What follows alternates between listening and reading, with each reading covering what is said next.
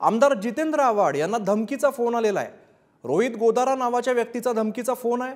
रोहित हा बिश्नोई गँगचा असल्याची फोनवरून माहिती दिलेली आहे। जितेंद्र आव्हाडांकडून पैशाची मागणी यावेळेला करण्यात आलेली आहे आणि पैसे दिले नाही तर तयार राहा अशी धमकी सुद्धा फोनवरून देण्यात आलेली आहे। निकेश शार्दूल आमचे प्रतिनिधी अधिकची माहिती देत आहेत। निकेश, आमदार जितेंद्र आव्हाड यांना धमकीचा फोन आलेला आहे, काय नेमकं घडलंय?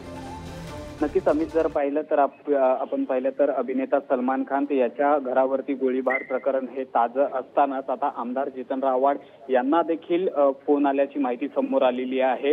रोहित गोदारा या नामक व्यक्तीने ऑस्ट्रेलियामधनं थेट जितेंद्र आव्हाड यांना फोन केलेला आहे आणि मी बिश्नोई गँगचा आहे, सलमान खानचं प्रकरण तुम्ही पाहिलेलं आहे, त्यामुळे तुम्ही पैशांची त्यांची मागणी केलेली आहे, पैसे जर दिले नाही तर जे सलमान खान सोबत जे प्रकरण घडलं ते तुमच्यासोबत देखील घडू शकतं, त्यामुळे तयार राहा अशी माहिती फोनवरनं थेट जितेंद्र आव्हाड यांनी रोहित बिश्नोई गँगचा जो आहे त्यांनी दिलेली आहे। त्यामुळे आता रोहित गोदारा संदर्भात जितेंद्र आव्हाड काय ऍक्शन घेतात, पोलीस तक्रार घेतात का, हे देखील पाहणं तितकंच गरजेचं राहणार आहे। आम्ही निकेश, या संदर्भात पोलिसात तक्रार केली आहे?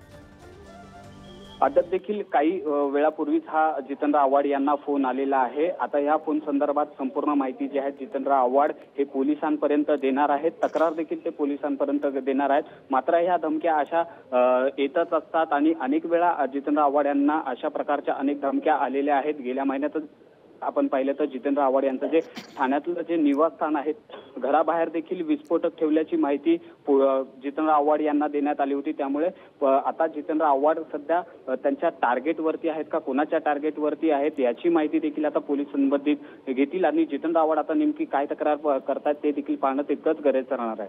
अमित, धन्यवाद निकेश या सगळ्या सविस्तर माहितीसाठी।